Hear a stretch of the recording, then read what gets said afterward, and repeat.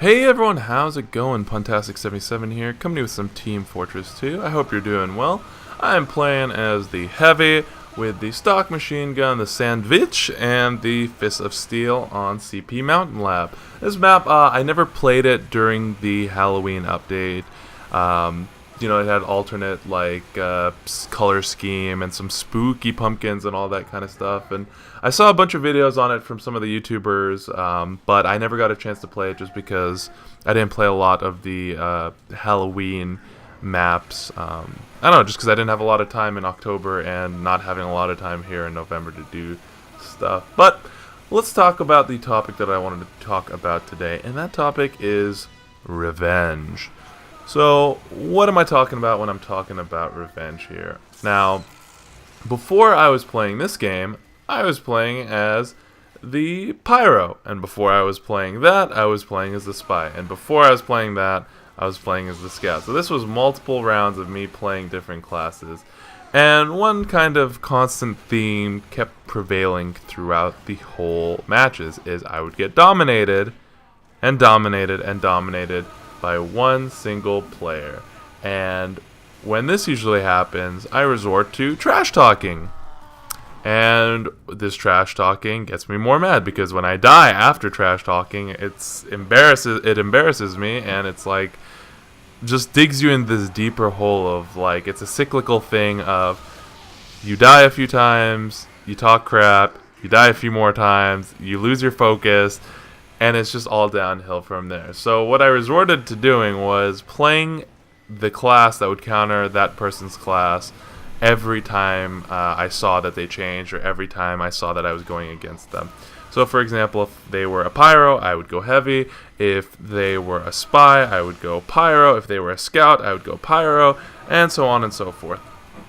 Now, I got this gameplay here in particular after this person had left the lobby, and it was kind of a hollow, victory because, I got top score, big spoiler, and I did pretty well, but I didn't get to dominate back the person. And so I kind of wanted to talk about why this cycle of talk shit, get hit happens, and is it worth it? Is revenge in general just is it something that we should all try and strive for, or is it something pointless? So let's get into it. Let's talk about reasons for revenge. So, in a gaming sense, in a multiplayer gaming sense, you just want to be competitive. I'm a very competitive person. Now, I have a competitive nature just in general with anything. I mean, if it comes to video games, when it comes to jobs, when it comes to school, when it comes to whatever, I would always try and be as competitive as possible. But in something that you really can't control, like getting spied in the back, I mean, you can say that situational awareness. You should have had situational awareness, or something just ridiculous like random crits where it's very random RNG based. Then you really get mad about that because, for example, if I bomb a test or if I fail an assignment at work, I'm going to be very disappointed at myself. Now, this does not make me want to get revenge or, get angry at the powers that be, because everything was in my control for the most part. If I know what's going to be on the test, if I know what they're expecting from me, then I should follow up with them and find out with that. But if it's something random based, that's where I kind of lose control a little bit and let the emotions take over here. Now, if it's just a case in point of the person being better at me, so just going back to TF2 at this point, if the person is just so much better than me, I mean rocket jumping around, scouting around me to where I can't even hit them like this, then it starts the cycle, and that's where the cycle really begins for me. Is I know the person is better, I'm expecting support from my teammates, but I know that my teammates are not going to help, so it's up to me to step up. And I just can't step up. You just have people that are better than you at some things. And that also transitions into a topic that I also wanted to talk about, is that someone is always going to be better than you at the game, and there's no point in getting mad at that point. Although I will get mad. I'm not going to preach and not practice what I'm saying here. So I will try and work a little bit on not trying to exact revenge on the person. But when you are playing, there is a certain oh crap moment where, you've switched classes a bunch of times to try and get revenge on just that one person, and you're not helping your teammates at all. So at the end of the day, really, what it comes down to is you need to help out the team and always just focus, because the victory at the end is better than you getting dominated, and that's, you know, what I regard as the highest thing that you can achieve is just winning the game. So regardless if you get dominated by 3 or 4 people, but you were able to set up a teleporter, if you were able to stop a medic, you know, but you had to bomb in with your own medic or your own soldier, doesn't matter, got the win. As long as that happens, then you should be pretty proud of yourself. And you can always say, hey, scoreboard, check out the scoreboard. Who won, blue team? Who won, red team?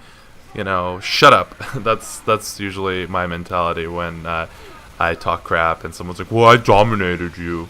Yeah, but you still lost the game, dude. Yeah, well, your team helped. Well, it's a team-based game. That's usually how the arguments go here. But yeah, that's one topic I want to talk about. In regards to life advice when it comes to revenge, I'm not the best at dishing out life advice when it comes to these things, but I'll give it a shot here. Don't ever go out and seek revenge. That's just a terrible thing to do. The best revenge you can get is winning the game of life. And that's why it transitions perfectly with TF2, is that if you just be a good person, focus on your life, your family, your friends, don't be selfish, don't try and screw other people over, I really think that you will end up getting the revenge that you want. So getting a revenge is fine, but when you get revenge by bettering yourself, if that makes sense. So you can say the best revenge is not revenge, but I think that living a good life is revenge, because at the end it is like saying, hey, I won the game. I won the game of life. So the other person, you know, as you know, the other thing, entity, life, whatever it is, because I tend to even want to get revenge against inanimate objects. You know, let's say I stub my toe and that chair ends up breaking later or something, or the thing that I stubbed my toe on ends up breaking, not because of me, but just it gets old or it gets replaced, and be like, hey, you nightstand over there, yeah, remember when you hit my toe back in '03? You're gone now, you're replaced, you know, and I'm still here. Revenge. Boom. Get roasted. But yeah, I know this rant sounds a little bit crazy and it's a little bit stupid, but, you know, just bear with me, because the main point I'm trying to make is, one, when it comes to the video game Team Fortress 2 and getting mad at the other players, it's going to happen. You just want to have fun and play the game. I mean, for me, having fun is being competitive, winning the games. So if that's not happening, I'm not having fun. But for some reason, my competitive nature won't let me disconnect the game. I feel like that is even worse than just taking the loss or getting dominated all those times. I gotta play it out until the end.